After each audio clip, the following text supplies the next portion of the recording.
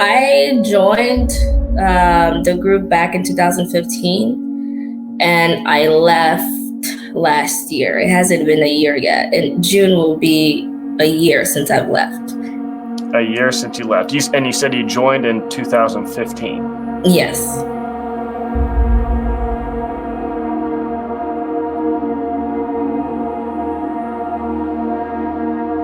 My experience and my story is a little bit different from most people, I would say. The funny thing is, and I was kind of reluctant to even do this because I was previously in a church, which was another cult. And I was there for, I think, about 3-4 years. And towards the end of that, it was just a lot of chaos and just not where I needed to be, period. And so I remember asking God, like, to make a way for me to leave, because it was like we've dealt with a lot of spirituality. Like, that one was like kind of worse because like I thought I was worshiping God, but really I was worshiping Satan type of cult. And so when I finally got out, the people that I knew, were still in that cult. And, I saw them, they were earnestly seeking God too and all that. And I wanted to move on from that and also seek God for myself, but with a different church.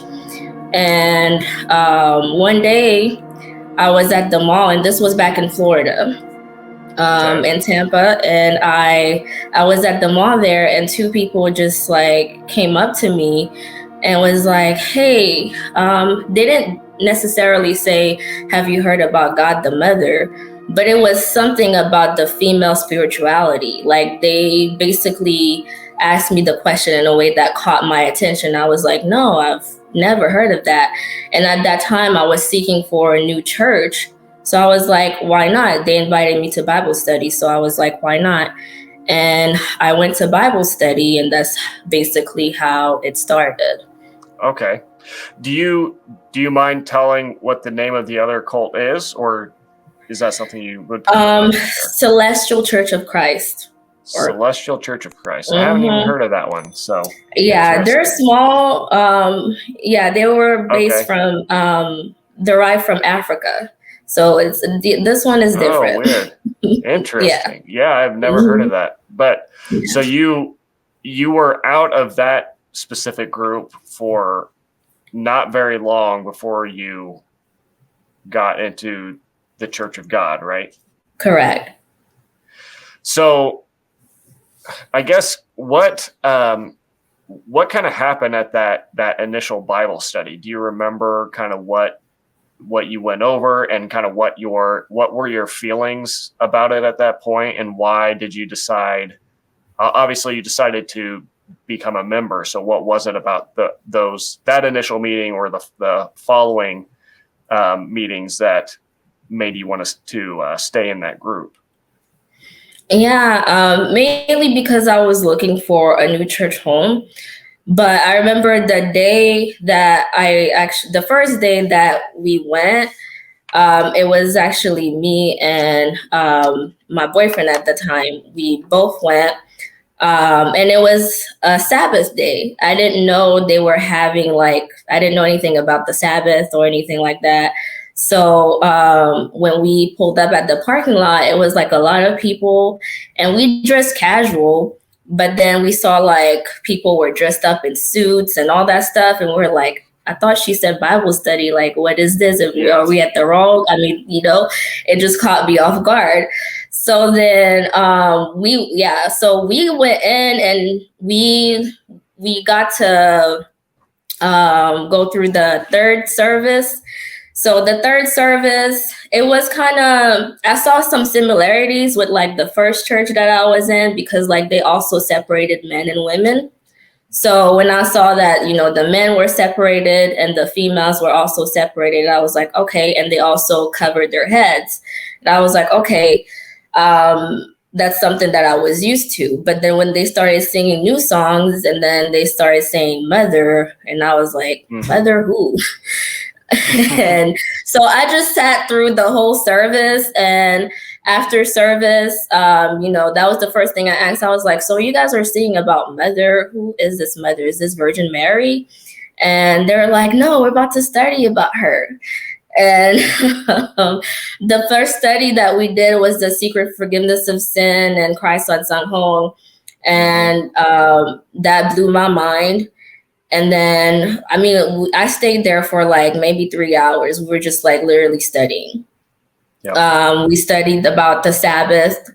I didn't know about the Sabbath. And we studied about Mother. And that same day I got baptized.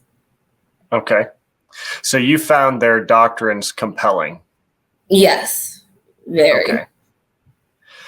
So I guess, and this might be jumping a little bit ahead, but I'm curious at kind of what point in your journey, I'm trying to ask more members of this because I'm just curious kind of as far as what I'm doing with this channel, what sort of impact that's having. And so I'm curious, at what point did you come across Great Light Studios? Were you still a member when you first came across our videos? And I guess what was your reaction to them at first? The funny thing is, I was never like, I was the obedient one. They always told us not to look up on the internet. Even after I got baptized, I looked up the church, but I didn't see too much about the church that was like alarming. So then during the years and all that stuff, I got more indoctrinated, and they told us not to look up online about things about the church, yada, yada, yada. So I never did. And I remember, Mother used to say, basically looking up online is like giving Satan a kiss on the cheek or betraying her or something like that. So yeah, I never wanted to look online anything about the church. But it was during the pandemic. It was during the pandemic where things started to shift, because we were not at the church anymore. I was not at the church every day to be indoctrinated, doing the same things over and over again. I actually had time to reflect on myself as an individual outside of their influence. And on Instagram, I actually followed the hashtag WMSCOG, and I saw you on the hashtag, and it was nothing positive. So I remember blocking your page, so I would not come across it anymore. But I don't know, it was just when things just didn't start making sense. And I came across your YouTube video. I watched more of your YouTube videos, but I watched a couple of Mike Winger, I think that's his name too. Yep. But yours were more compelling because it was people like me, like members. I was listening to their stories, even though I didn't know them, but I knew exactly how they felt and what they were going through, and I could relate to that. So it was mainly the members sharing their story that kind of woke me up, basically. Wow. Do you remember, was it a particular member's story, or was it just sort of a conglomeration of a bunch of them? Is there one in particular that sticks out to you? Kelsey's and Jordan's. Okay, Jordan Young and Kelsey's. Okay. And Kelsey, yeah. Good. Well, they'll be happy to hear that, I'm sure. Yeah. So what was it about their stories, I guess, that resonated with you?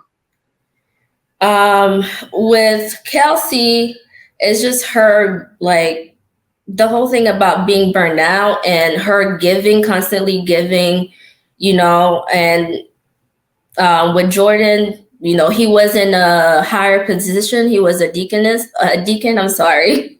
So for me to hear that from someone who was in a higher position in the church, and all the things that he basically gave up for the church and the things that he had to do.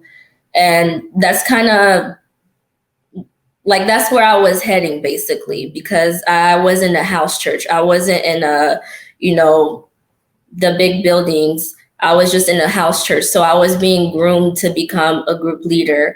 And I saw like how they were basically trying to, I didn't want to become a group leader. I felt like being a group leader is just trying to be in everybody's business. And that's not me. Like that has nothing to do with me.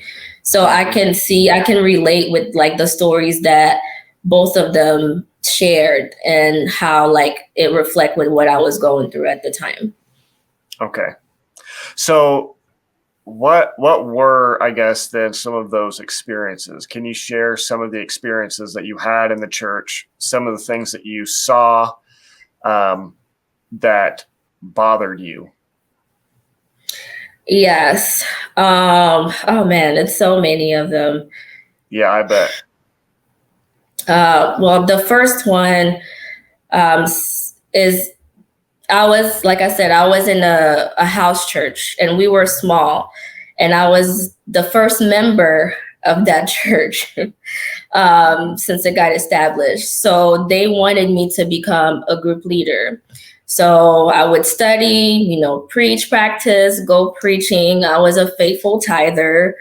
I was basically doing everything that, according to the Bible, that I was supposed to be doing.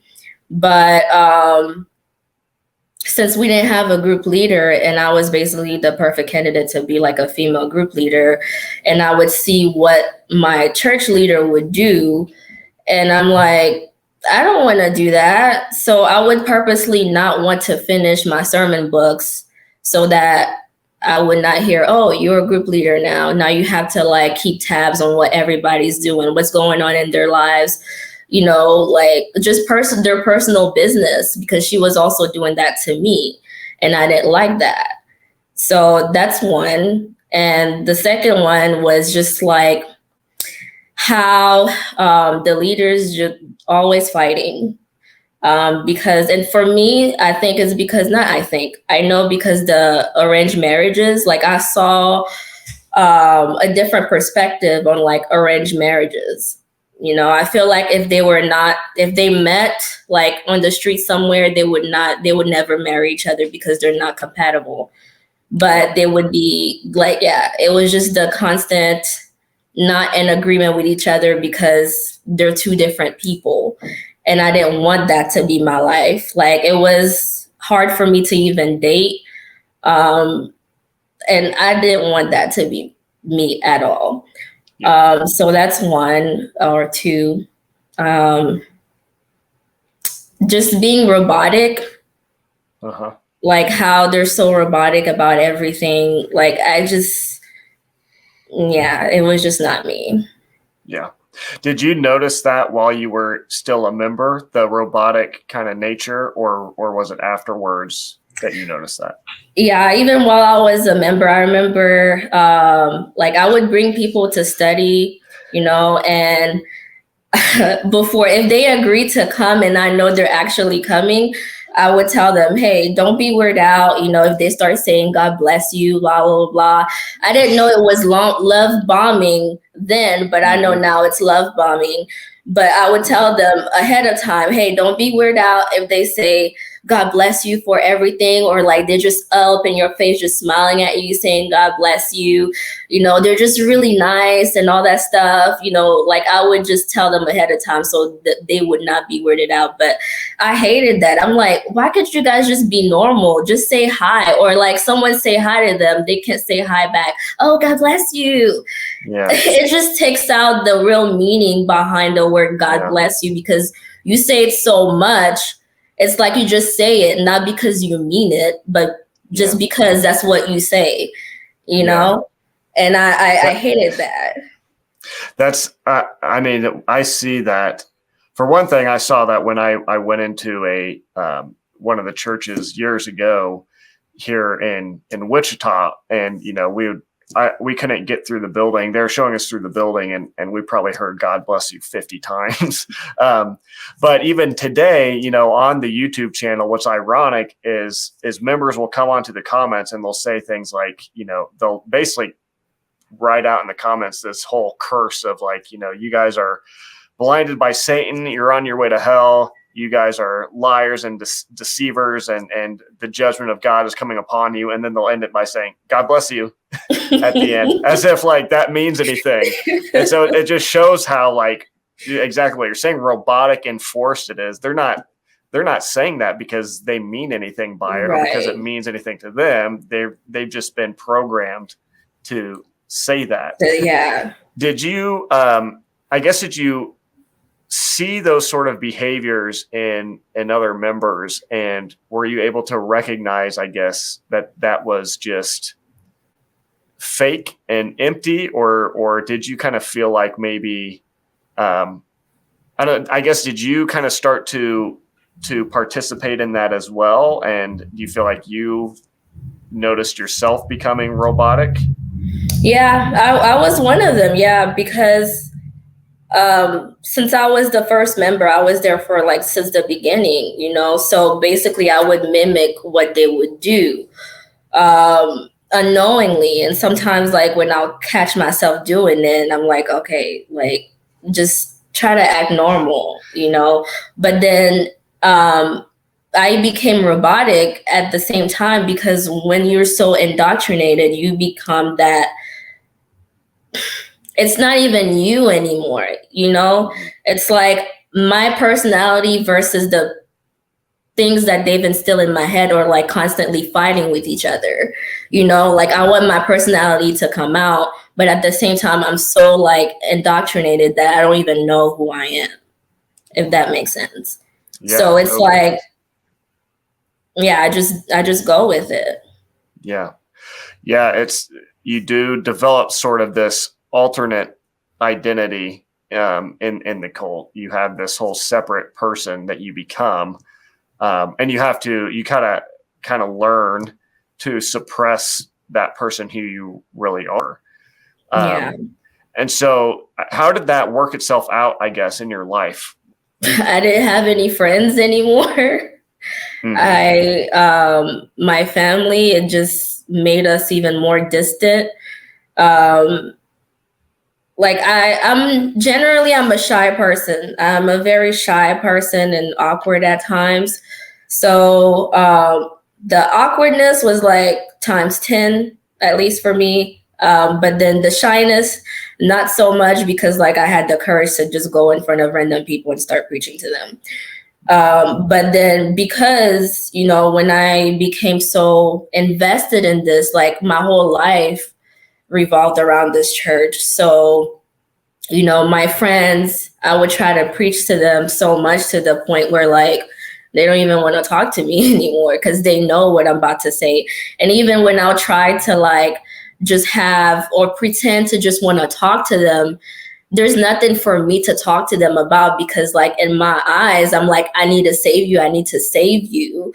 So like I would pretend to just wanting to talk to them, but really I'll just try to catch them so I can preach to them.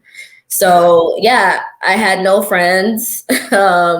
My family members, I come from a Christian background. My dad is a pastor. So that itself, yeah, is just a lot of disconnection. I was disconnected from everything and everyone.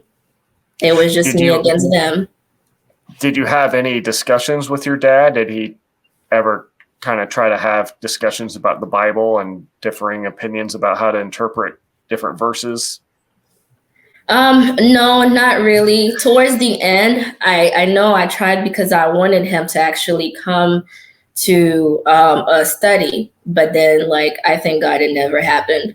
But I never did, because like in my eyes, I grew up in church. And I think that's what a lot of people who are still in the church can relate to, like the us versus them mentality. The fact that I grew up in church, like I've experienced everything that, you know, Christians, you know, I've experienced Christianity the way that most people would say, okay, this is how the Bible or everything should be or whatever. But like for us, it's like, well, we've experienced what you're trying to tell us we're doing wrong, but you haven't experienced what we're telling you that you're doing wrong, if that makes sense. Mm-hmm. So it's like, I've been through it, but you haven't been through what I've been through. So how can you tell me like I'm wrong, if that makes sense. Mm-hmm. So that's what you felt about your dad and having discussions with him or other Christians even. Basically, yes. And, I've studied the watch out for false prophets so many times. I remember at the beginning, it didn't really settle well with me because I'm like, I know my dad. Like, my dad is the most generous person. He's so he's so selfless, basically. That's not my dad. Like, he really wants people to be saved. Like, he's a genuine person. But then because it got so beat up in my head, like, I actually came to like accept that my dad was a false prophet. And that was like something that was really hard for me to. Wow. Yeah. It kind of takes you to a place where you can't even really see the people in front of you, the people that you love. All your relationships begin to have to be filtered through the World Mission Society Church of God lens.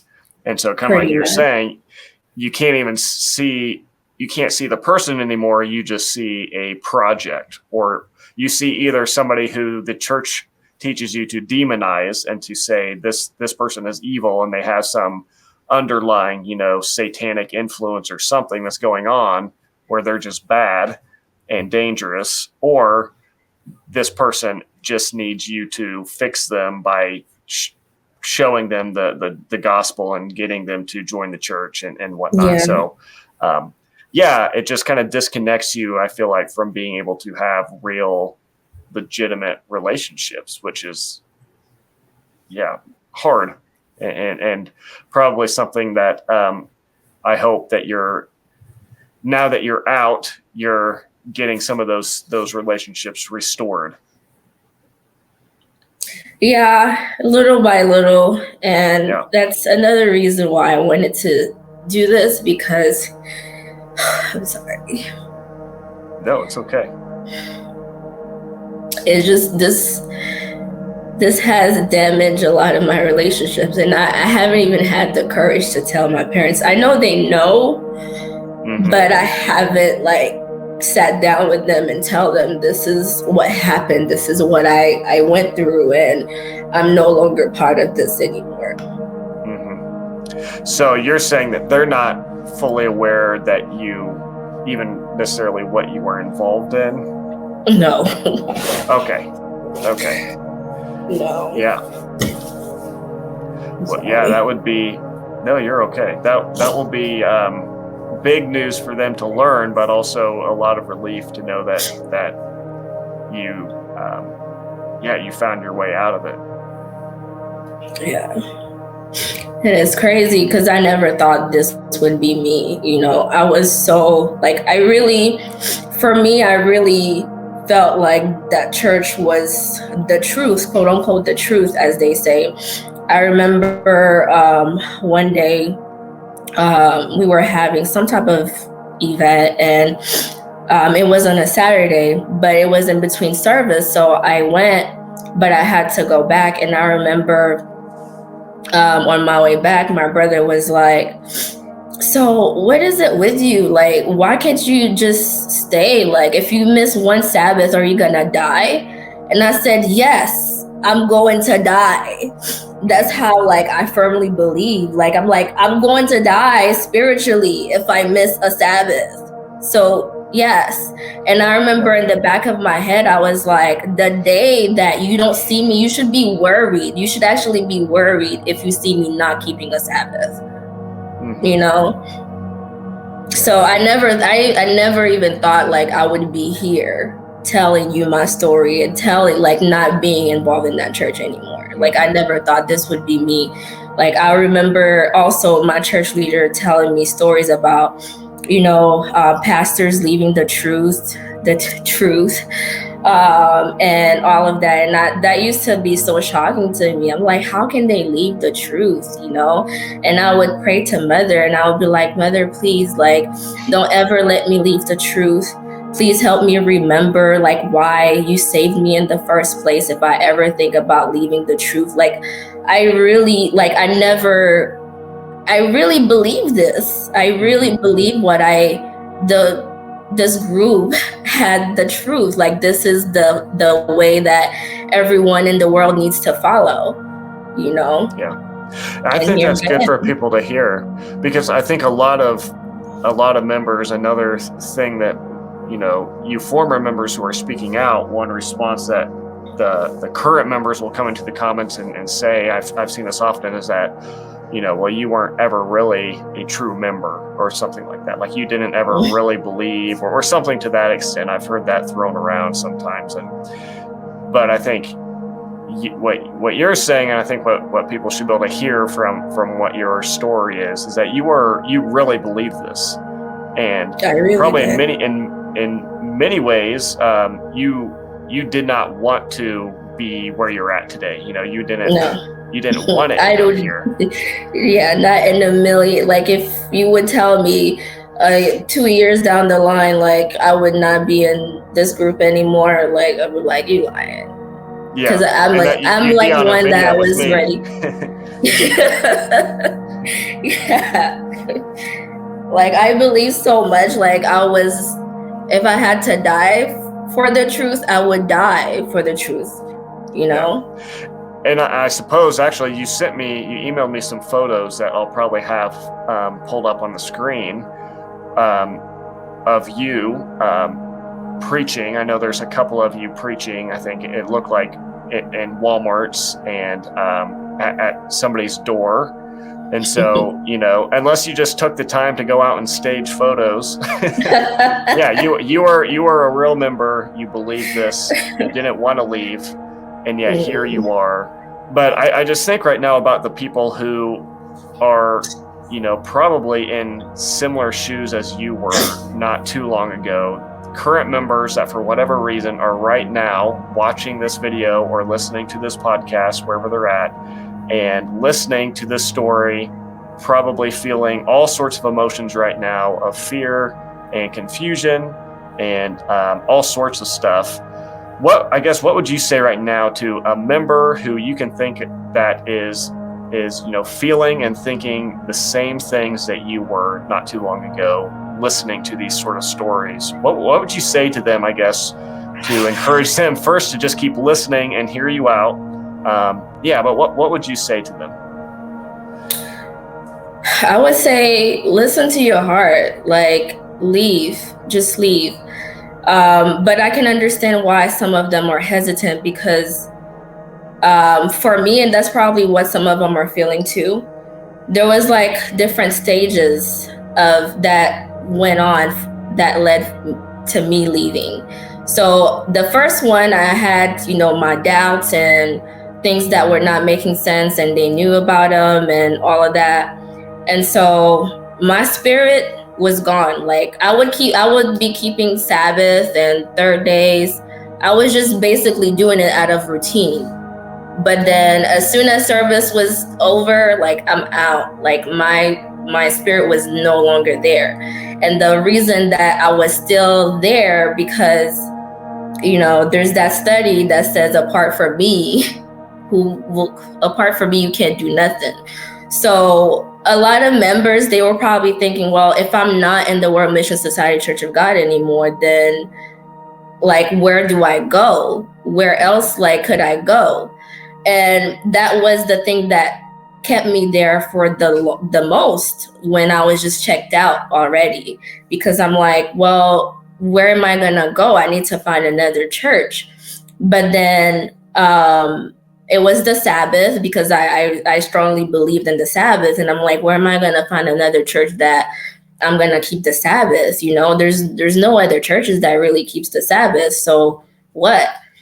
And so I stayed there, but then I realized, no, Berdine, you don't have to go anywhere. Like, take this time for yourself, heal, like, you know, realize what you went through. You know, you basically gave your life good years to this church for that long. You don't have to go anywhere. So that's why I left, when I realized, no, I don't have to go anywhere if I leave the Church of God.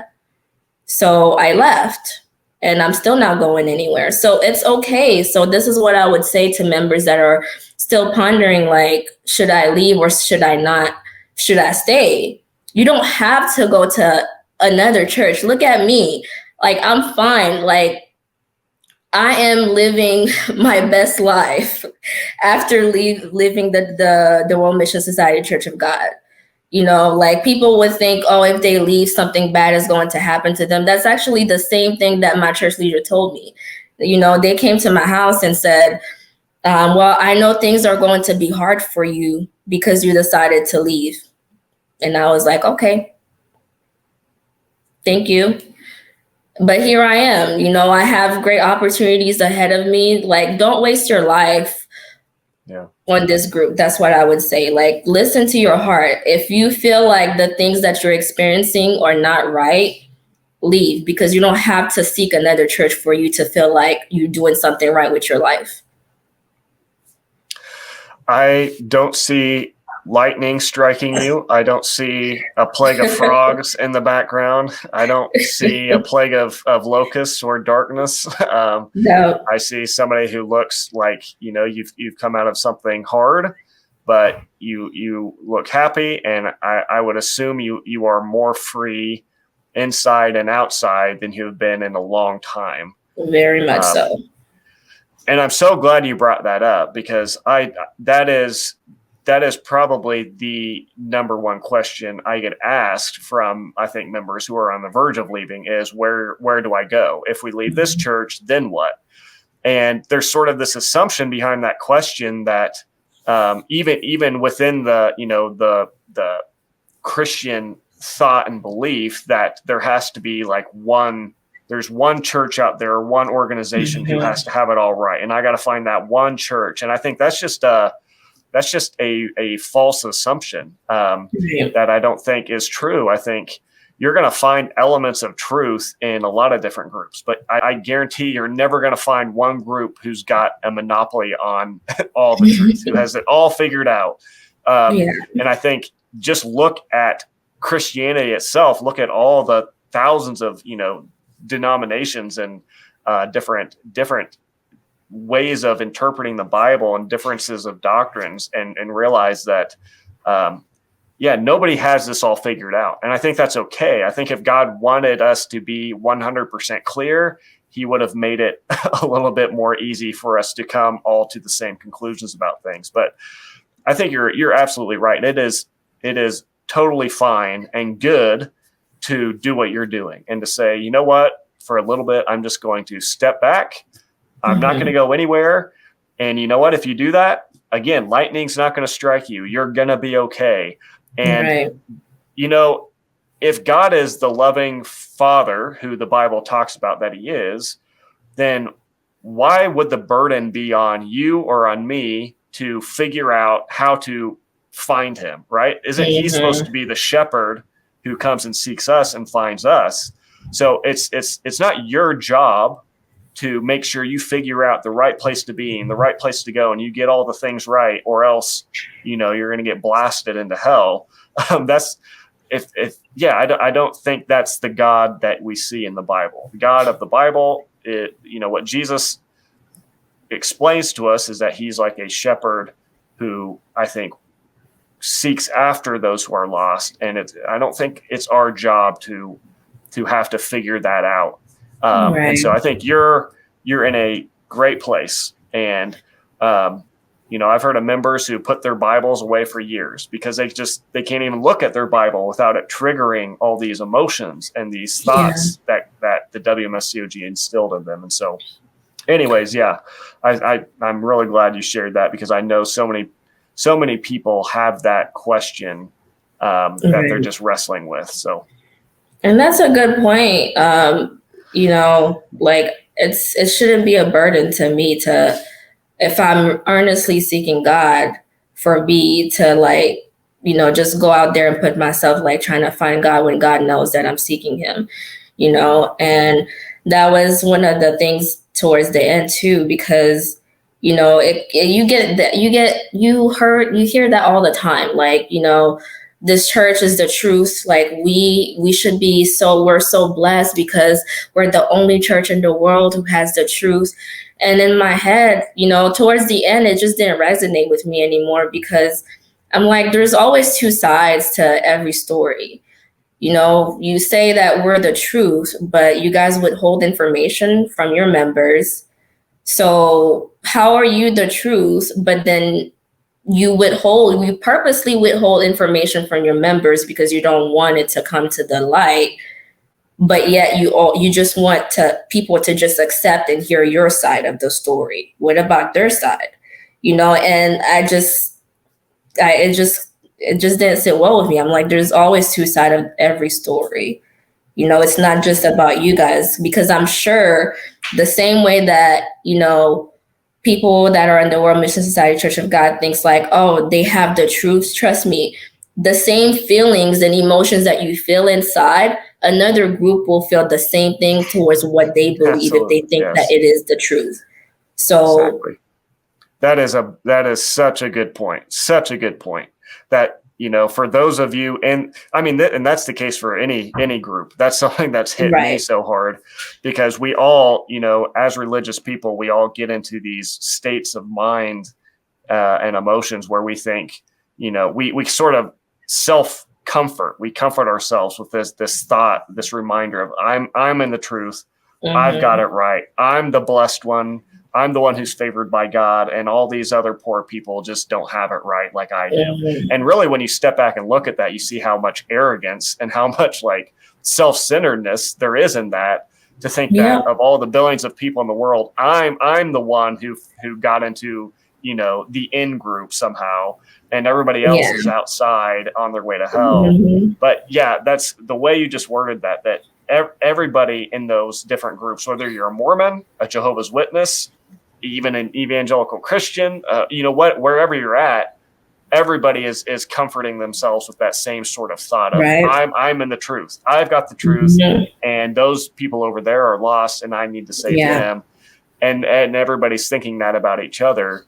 And so that doesn't necessarily mean that you know, there isn't truth to some of these things, but it should at least make people step back and say, how do I really know that what I'm believing is true? Because everybody thinks that what they believe is true. So how do I know I got it right? And and that's kind of where you got. So I think that's great that you were able to recognize that. Yeah. Yeah, it's just so much. Like I never thought I'd be in this position. Even till now, like I haven't opened my Bible. Like all the stuff, like I have a World Mission Society bag, and all the stuff that I have, like they're still intact. Like my veil, my new song, the Bible, all of that. Like I have not yet to open a Bible, because like it's still fresh to me. I cannot hear a verse without thinking about how they would like interpret that verse. Yep. So I'm still and I guess I'm still healing. Yeah, absolutely. So, you know, one thing I think is that people probably hearing some of what was just said, members will say, you know, okay, so you're just basically just leading people away from God.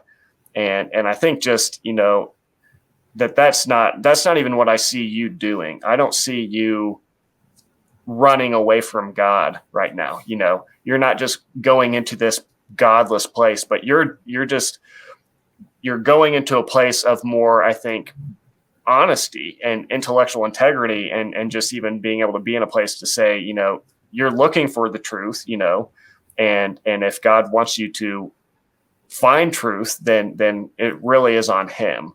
And so right. I guess I just wanted to put that disclaimer in there that this isn't, you know, this is a push for people to just not continue to swallow, you know, things that they're just being told to swallow, and they don't really have a rational reason to continue to believe what they're believing or do what they're doing.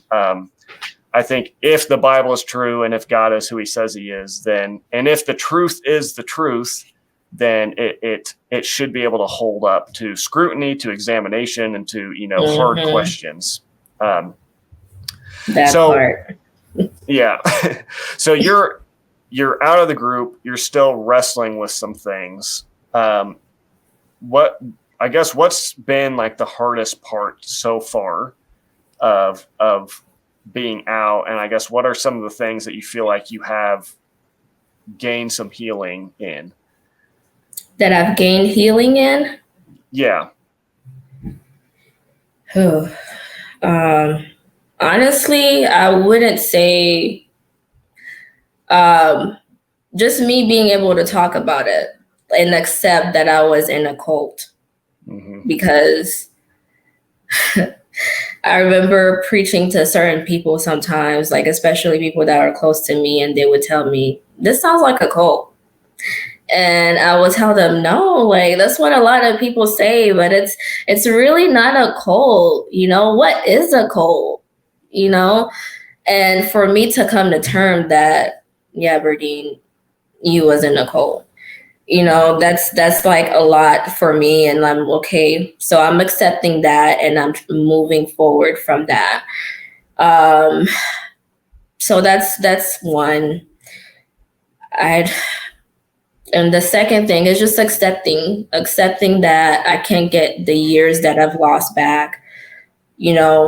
At least I'm out now, and I have a chance to really live my life and not really feel like I'm in bondage anymore. Like, because that's what it felt like. I was constantly just trying to prove to God how sorry I am for whatever that I did to him in heaven that I don't even know, Right.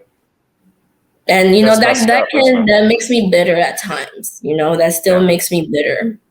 Yeah. And you're totally justified to feel, I mean, that I can hardly contain emotions sometimes listening to your guys' story, because that kind of, it's just abusive, that sort of, wherever it exists inside a religious system, that sort of doctrinal teaching that gets put in people's minds, people who are in susceptible places in their lives where they can be told, a certain theological propositions that basically lead to conclude that if I don't behave in ways A, B, and C, I'm going to end up in an eternity of fire, burning me. And then I've listened recently to some of Ju Chol Kim's sermons where he goes into gory detail about what hell is like, which is just such a load of baloney. But it's abusive. I mean, there's really in every aspect of the word, that's what it is. And so in so many ways you were spiritually and emotionally abused. And so it's totally okay to feel whatever you feel after that. Yeah. And I know, especially right now with the quote unquote war that's going on in Russia and Ukraine, I know they're using that, like they are on that. They're using that to get people in, because I did it when Trump was president. I was using that to scare people and to like really come receive the water of life. World War III is the last war before, God comes back. So like now that, there's rumors of war with what is going on right now, I know like they're using that a lot. Like they're using that to their advantage right now. So just beware for people that are hearing this. Don't be surprised. So would you say then that you recognize or saw as a member how they relied on fear as a motivator? Yeah, I did it. I did it unknowingly, but yeah, they use that a lot, fear, just, fear.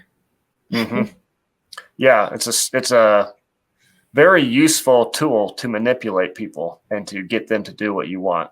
if you can get them to be afraid of something and then convince them that you're the one who has the solution to whatever it is you've now convinced them to fear, especially when it's some obscure thing, like going back to what you were just mentioning, this supposed sin in heaven that like you just said, you don't even know what it was, but they kind of start out with laying this guilt trip on you just to tell you how terrible of a person you are, how these horrible things you've done, so that you kind of get in this position of feeling this guilt, like you have now this debt you got to pay back somehow. And then you're just kind of willing to do whatever for this, elderly Korean woman in South Korea and this dead dude who, didn't believe 90% of the things that this church teaches in the first place. It's just crazy to me. Yeah. And it's crazy how like they really use that and beat up the members with that, saying how like you have to repay father and mother, for all that they've sacrificed for you. How like father like climb mountains in the heat and in the snow to save souls. It's like, basically we have to relive that life that he did for us to be justified. When really there's pictures online of Ahnsahnghong enjoying his time in the lake, having a 3-tier birthday cake. Where are those pictures? Well, I'm not, right?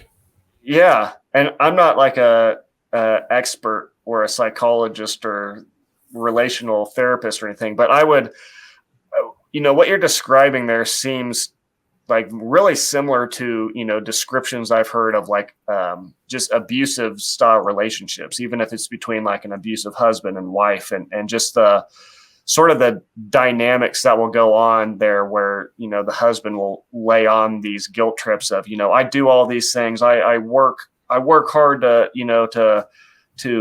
provide for this family and whatnot. And kind of uses this sort of guilt trip to justify and convince the other one to remain in this relationship, even if he continues to, even in the midst of the abuse that might be going on there.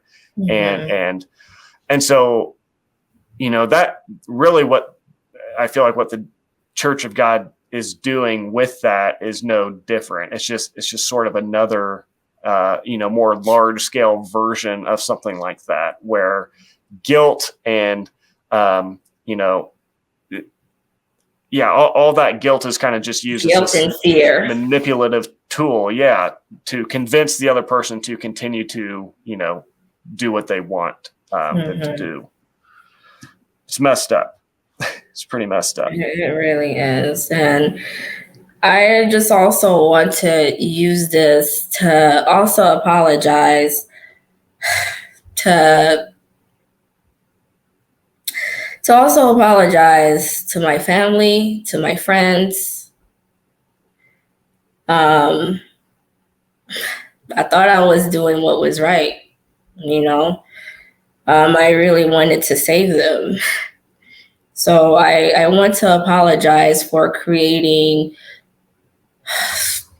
whatever it is that I created. I want to take this time and apologize. One of the things that I care about my family a lot, and I used to write to mother a lot to save them. Like one of the pictures that I sent was like Siri suggesting me to write a letter to mother. That's how much I write to her. And it's just really messed up. Like I can't believe that was me then, but I was so disconnected to so much that I thought what I was doing was right, and people who are in the church can relate to this too. You yourself, you sacrifice so in hope that you will save your family through your sacrifice. One prime example, I remember it was a Sabbath day and my 2-year-old nephew, I think he was 2 at the time or younger, I'm not sure. He was sick and he needed to go to the emergency room. And I guess I was the only reliable person to take him to the emergency room. I flat out declined. I said, no, like I can't take him to the emergency room. And I love my nieces and nephews. Like, like for me he's 2, and in my head, I thought I was doing the right thing, because I had to keep the Sabbath.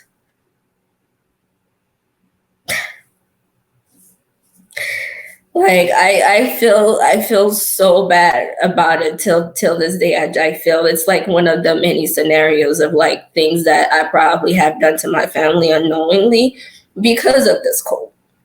Yeah.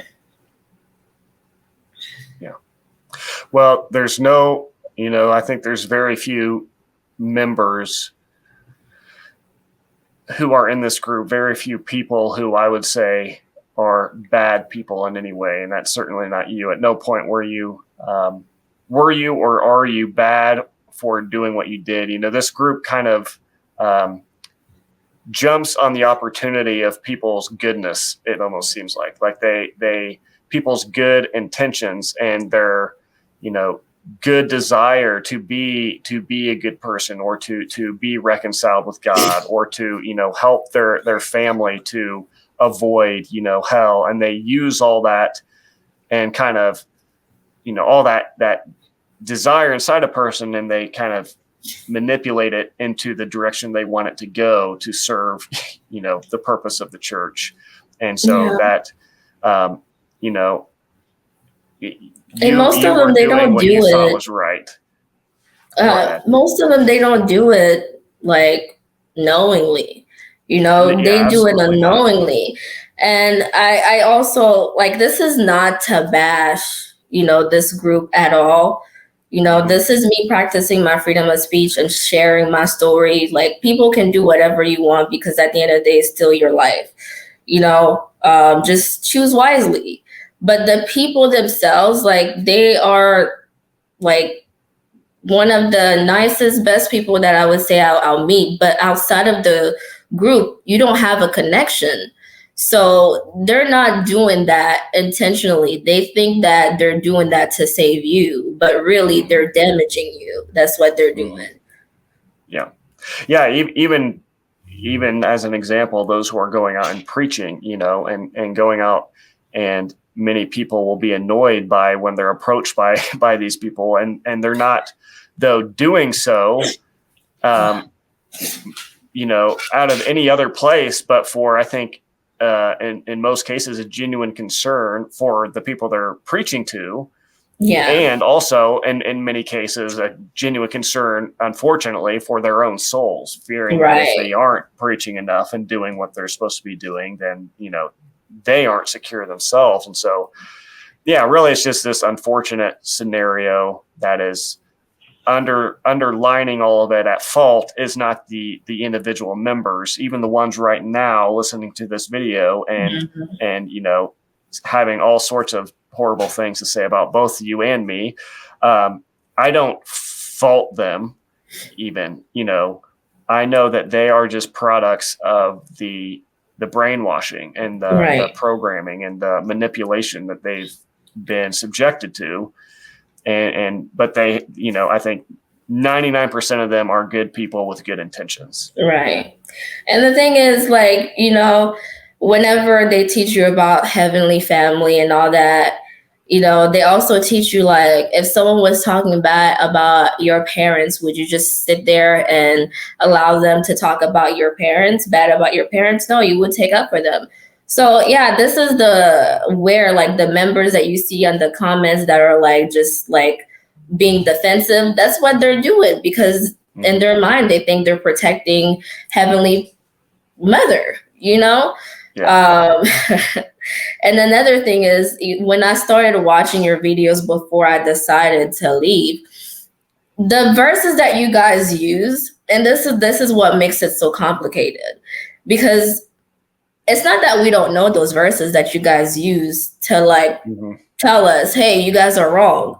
No, we know those verses. Like, we'll probably find those verses before you do.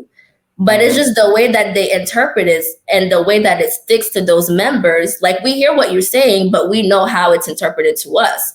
So that's why it's kind of hard for like a member to hear what you're saying and really give thought to it, because they already know what you're saying, if that makes sense. Yep.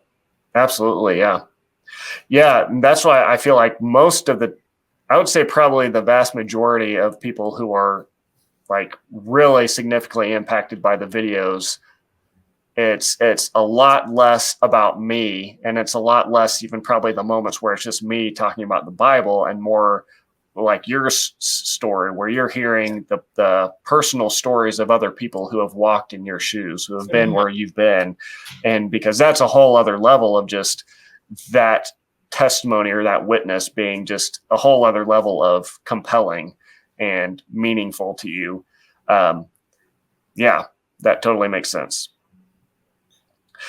So go ahead. Did you have something? No, sorry. Okay. Well, I was going to ask you, you said that one part that's been difficult for you coming out is now like you're kind of finally coming to terms that this is a cult. Mm-hmm. And so you said that kind of in the past, when your friends would say, you know, this sounds like a cult, you would kind of defend it and say, you know, well, what even is a cult, and so on. And so I guess, again, going back to, I know that there's going to be members listening or even, you know, half members who are kind of half in and half out at this point listening, but are probably going to have that same sort of like defensive response come up in them when they're hearing us, you know, reference this group as being a cult over and over again. And so as you look back on it now, as you kind of, now that you're maybe at you are at a distance from this group, being able to look back and see more of the full picture of it, why do you call it a cult? Like, what are some of the characteristics that you see in it that you would say identify it as a cult?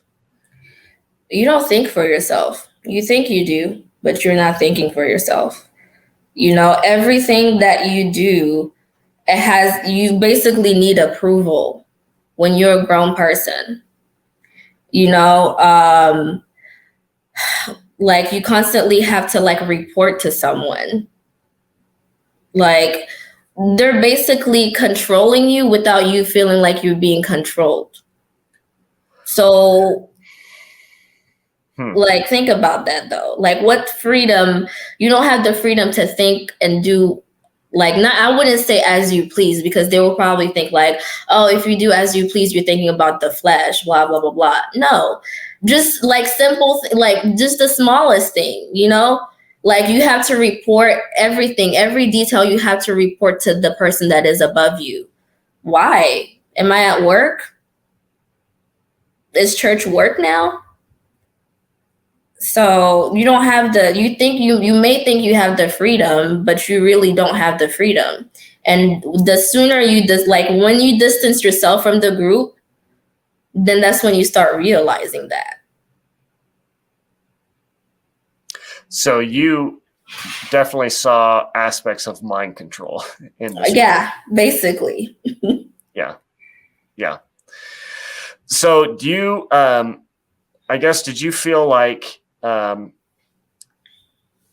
the WMSCOG, you had peace, assurance, you know, all this work you were doing, you're talking about kind of having to constantly worry and do all that you could do, try your best and put in all your time to make sure you were proving how sorry you were to mother and father, and basically trying to earn the wages of forgiveness of your sins. Did you ever reach a point where you felt at peace with God, where you felt like you were good to go and you just had assurance and confidence? I did. I really felt like if I died today, I know where I'm going. And I would be like, and even the young adults, like they would be like, you know, Father, please come. You know, they're ready to go. And that's how I felt. That's how I felt then. I remember when I watched Edgar's testimony with you, and how for him, you know, it wasn't until the end he felt like he didn't have that peace. But, you know, and to me, I'm not saying I'm an atheist. You know, I believe in God. I wouldn't be here. But that's what really bothers me even till now, because like, it's hard for me to relate to the Christian God. if I'm being honest, because I felt that. I thought I was good. Like I felt that in my soul. Like if I die today, I know I'm going to heaven. I felt peace, at times, like it would just be me and I'm talking to God.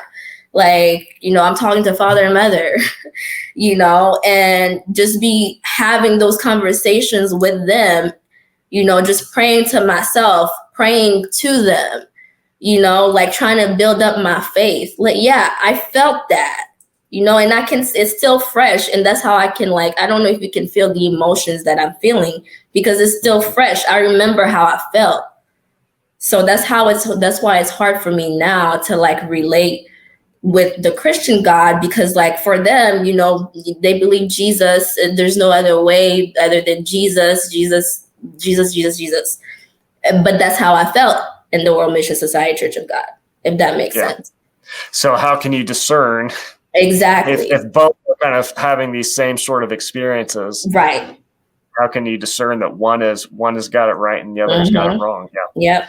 I can relate to that 100% because, that's actually something that you're kind of articulating struggles that I've had, deep struggles in my own faith, and things that have really been stirred up even more so by having conversations like this, because I've had those same experiences, with God, and these moments of just feeling so deeply connected and this deep sense of peace and just confidence of the truth. But then I've looked over at people like you who are in a completely different belief system, supposedly having the same or at least very similar things and the same sort of level of confidence about what you're believing and sort of the path you're in. And so it just kind of becomes this thing of like, is this just kind of a big, guessing game then? And I do think there is something to getting down to, differences between, okay, well, both in any sort of system, whether you're in an Alcoholics Anonymous class or a religion or anything, can have certain experiences of peace and emotional responses. But I think what matters to me, and I guess what's continued to make me look at Christianity and still take it seriously, is looking down at the bottom of those, and I guess what I'm trying to say is I don't think we should base our faith on those experiences. And I think that's what gets a lot of people in trouble in a sense, thinking that, okay, since I had this experience, therefore that proves that what I'm doing is right. That's right. Yeah. Mormons base their whole, trying to get people into the faith by saying, go and read the Bible and ask God to give you an experience that tells you the Book of Mormon is true. And so I think the basis of truth has to be more than that. It has to be what's the grounding of this belief, And so I guess with Christianity, at the bottom of it, it's a claim about a historical event. Christianity rises or falls on whether or not a Jewish man walked out of a grave 2,000 years ago. If that didn't happen as a historical fact, then, my feelings and your feelings about any of that don't really matter because it's false. And so I guess when I examine the WMSCOG claims, for instance, against, the claims of Christianity, which Christianity at this point is such a loaded word with so much baggage, I don't even like using it really. But I guess being a follower of, this Jesus guy, I guess I see that's one thing I still see a difference in, is it seems like at the basis of the WMSCOG, you can unpack it and see like, man, this thing is not, it's sitting on like rusty legs that are just, there's nothing there. Yeah.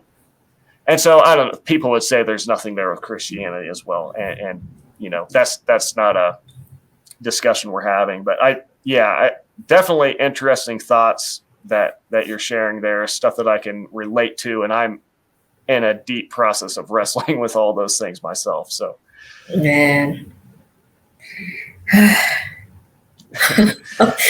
it's tough, it's tough. Yeah. Because belief in God is such a deeply important thing, and it sounds like it has been your whole life. It is, and the part that still gets me is that I didn't ask to be here.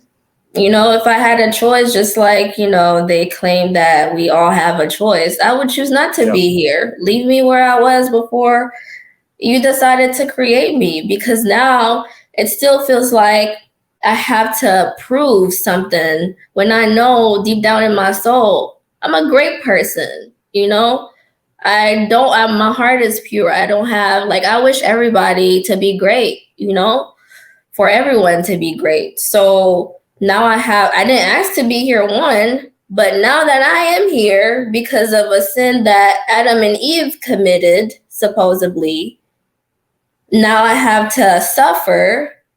And this is another reason why, at the beginning, I used to wrestle within myself. I know, the World Mystic Society Church of God is wrong. Their doctrine is wrong. But then I used to question, am I making the right decision? Did I make the right choice? But then I would think about all the other things that are just proven false. And I'm like, yeah, I made the right choice. But then I would think again, then, why am I here? Is it true that I did commit a sin in heaven? Things like that. So, and that's why I still feel a little bitter till this day, because again, I didn't ask to be here, but now I am here, and I have to prove to God something so that I can go to heaven. Yeah. Yeah. No, It that doesn't make makes sense to me. Yeah. I'm not saying that makes sense. I'm saying what you're saying makes sense, by the way. But yeah, I think, and that's something that I would say that's, there's in Christianity, that would be called the doctrine of original sin, that for the most part, even from a biblical standpoint, I would reject that notion that, because Adam and Eve sinned, now I'm guilty because of something they did. And I think that that's one, just false on just rational moral levels, but also on just a biblical basis. I think that that's not even what the Bible teaches. I think the Bible certainly does not teach anything about, us being guilty of some supposed mysterious sin that we committed in heaven. Mm-hmm. It's just crazy. The WMSCOG, who claims to be, have the truth of God and so biblically based and solid. I mean, I'm still waiting for the Bible verse that tells us that we sinned in heaven and that's why we were sent to earth. I think they use the verse in Revelation where it says, Satan was thrown down and all his angels with him. So yeah, that's us. That's okay. What they use. Yeah. Well, I could just as easily say that was all the stray cats that were picked up by the Humane Society in the world. I've got just as much evidence to say that as you have to say that it's us. So. Which makes a lot of sense, because that's what made me start thinking about what sense does this make? Again, going back to heavenly family and earthly family. So it's heavenly family and earthly family. Okay, that makes sense. Do we have heavenly uncles and aunts too? Yeah. Why is it just subjected to just heavenly parents? But that's a copy and shadow of what is in heaven. Yeah, that's a valid question. A valid question that remains unanswered. Which will remain unanswered. That will remain unanswered. Absolutely. But I think for. I know this is an interview about you, but I think I can just relate to a little bit of even where you're at with what you're saying with faith. It's just kind of this, difficult situation to be in where, faith in God is such a valuable part of your life and has been. But at the same time, you see so many issues with, at least issues with many of the beliefs that you've come from. Mm-hmm. But then, at least for myself, I have a really hard time of thinking that I could, even on a rational level, take a step into something like atheism to say that there is no God and have any sort of confidence in that. I don't feel like I could wake up and look around at the reality I'm in every day and say that there's no, at the bottom level of it, there's really no meaning. There's really no purpose. There's really no good or evil. Those are all just, there human constructs that really, it just feels like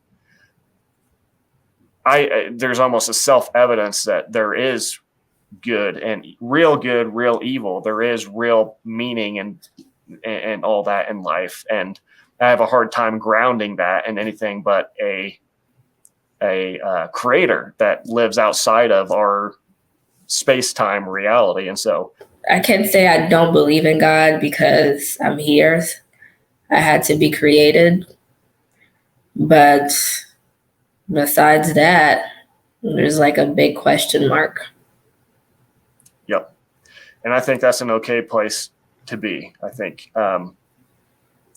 Yeah. And I hope you can learn more and more to relax and let your mind kind of be free from all the doctrines that I think have plagued you and plagued so many other people. And I know still have the opportunity at probably times to come in and kind of make you feel, I guess I wonder if you could relate to that, because I know other members, even years out of being in the Church of God will still have moments of hearing a verse or hearing something that'll kind of make them feel fearful and say, oh, did I make the wrong decision? Am I going to hell and all that? Do you feel like you still have those moments?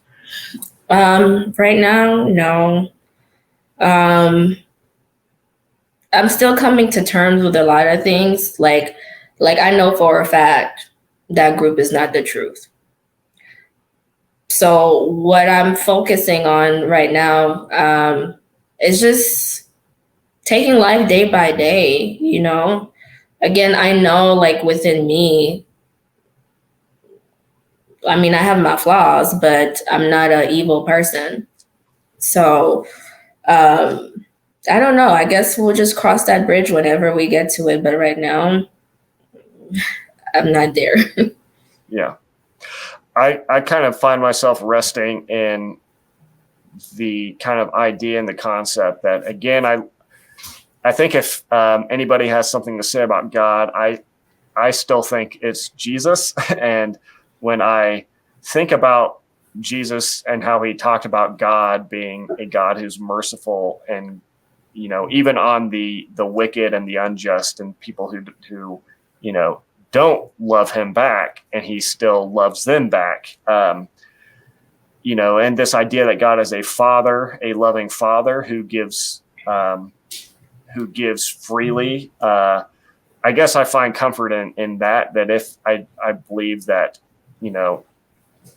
God is, if God is like a father, then I feel like there's nothing to fear about being in a place of being uncertain and having a lot of questions and not knowing exactly where you're at and where you're going. Because if God is a good father, then again, I think the burden of figuring all that out shouldn't be on the child. It's on the dad. That's very true. Yeah. So a few more questions and then we'll wrap this up. But I'm curious, I guess, how, as you kind of were in the process of leaving, did you express doubts and concerns to leaders or other members? And then how did they respond to your questions? I did.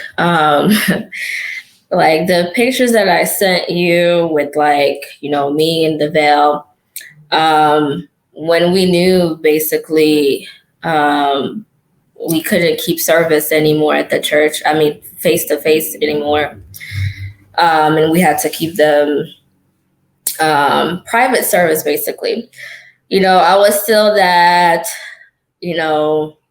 Sister Berdine, who's in the truth, following father and mother, and you can actually see that on the picture. Because for every service, we have to take like a picture before service and send it to our group leader.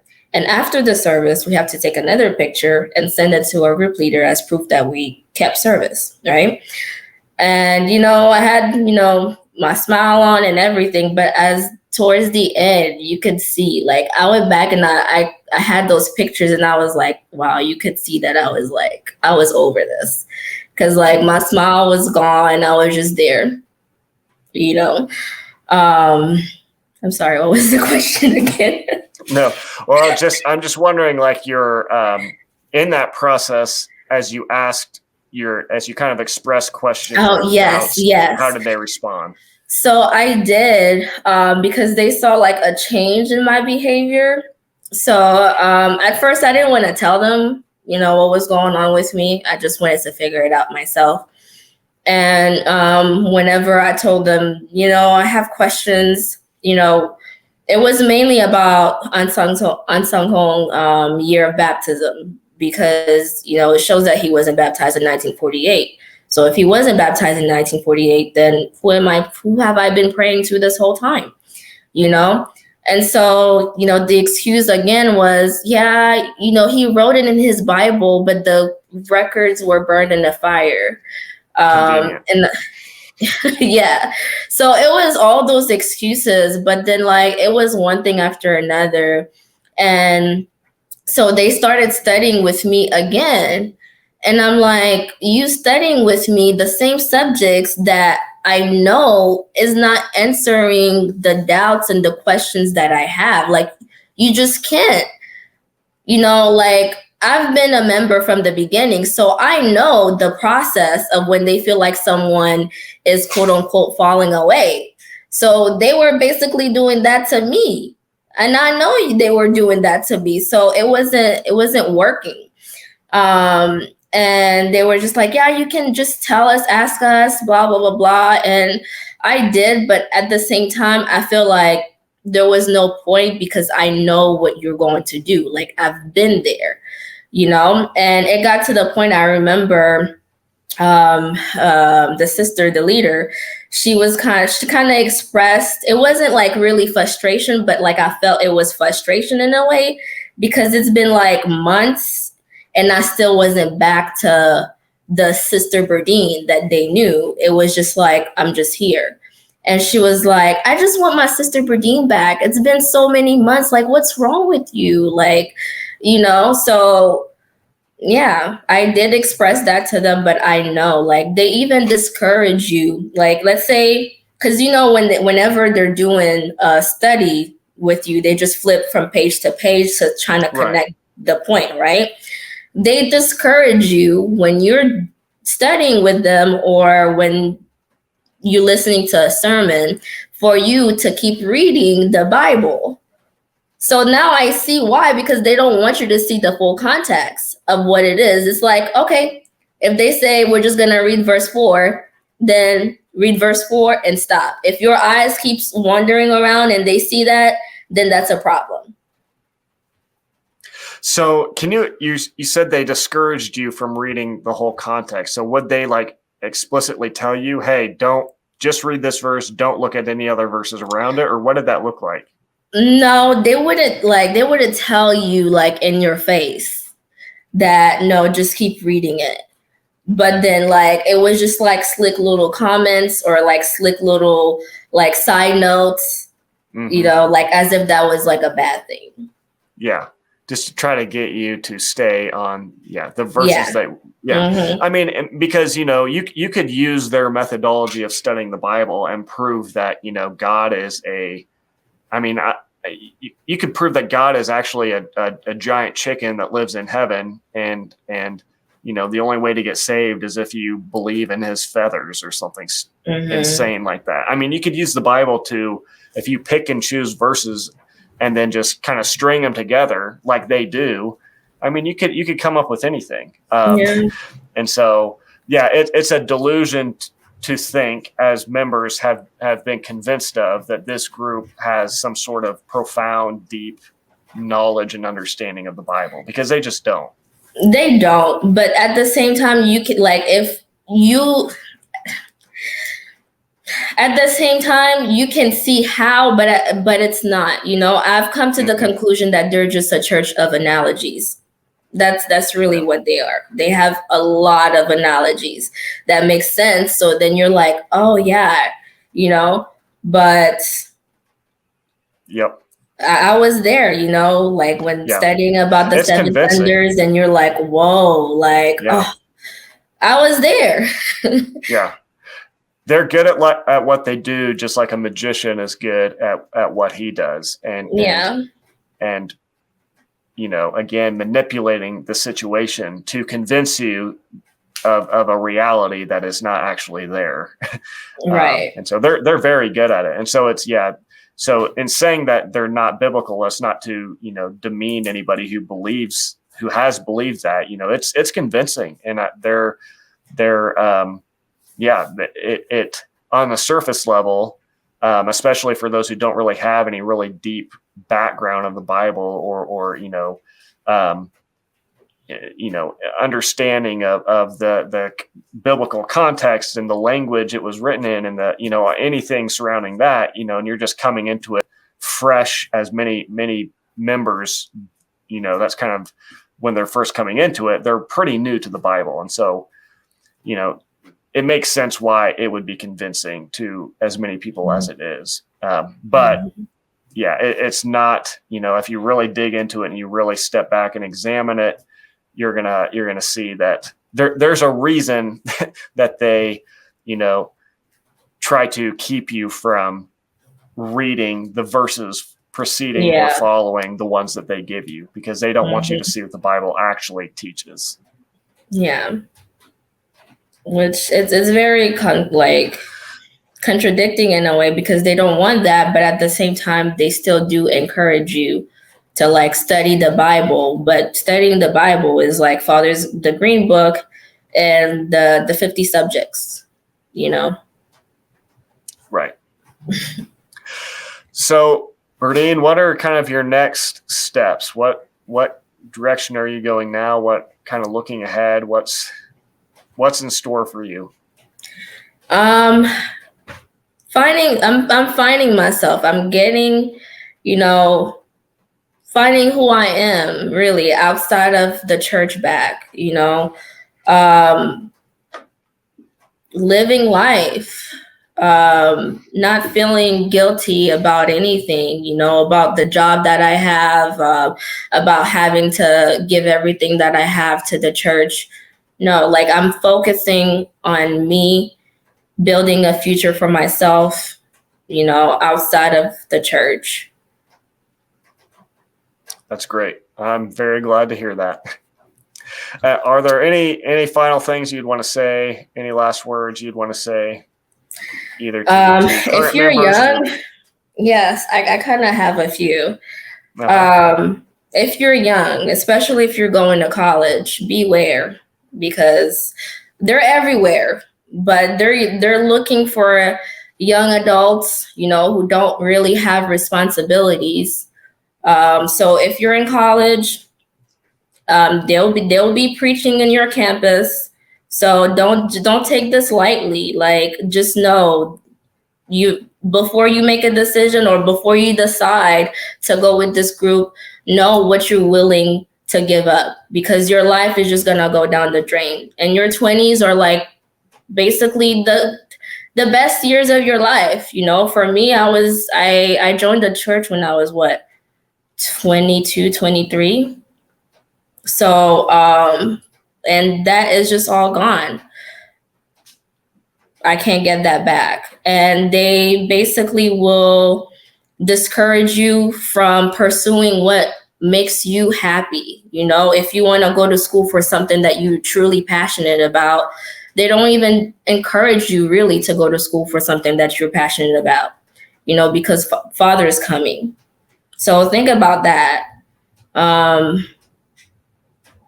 And for members that are still in the church, or even people that don't understand the World Mission Society Church of God, we're regular people. Don't think that this can't happen to you. I've met some of the smartest people in this group. You don't have to be dumb for you to be trapped in this cult. This can happen to anyone. So don't think that, oh, they're just gullible, they're just this and that. No, it can really happen to anyone. Absolutely. Well, thank you so much. Yeah, thank you for having me. Continue to do what you're doing, because you may not see it, but it's people like me. It's a slow process, but it's working. And don't be discouraged. this group is a tough one. You know, one thing that made me realize, like, amongst a lot of things that made me realize, like, this is not it. You know, I seen the video of Rebecca on the Today Show. I don't know if you've seen that one, and how, like, you know, they had the hidden camera. And I'm like, what God would want you to act like that, you know? And I've also seen, like, the video of Mother talking to Diane, Deaconess Diane. And I'm like, so this is supposed to be God? Like, you know, these things are available to you. Don't be scared to go out and look for yourself, because them putting that fear into you is them not wanting you to leave. So don't be scared. I was one of those, whenever I hear mother on the phone, I would start crying. Like, I was one of those who would start crying whenever I hear her on the phone. And I realized every time I hear her on the phone, she says the same thing. Like, it's like a broken record. She say the same thing. And I'm like, that's supposed to be God? Like, you bear fruit, we're going to heaven soon, Father's coming. Like, the same thing. So I'm sorry, I'm getting off track, but yes, thank you for what you're doing.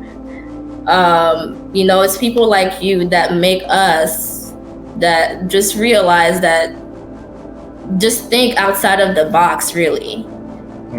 For me, it was this and the pandemic, because during the pandemic, I had a lot of time to spend with my family. And that's what really opened up my heart to just realize, like, there's more to life than me enslaving myself, because I got to be with my family and see another side of them that I enjoy. So thank you for what you're doing, and your work is not in vain.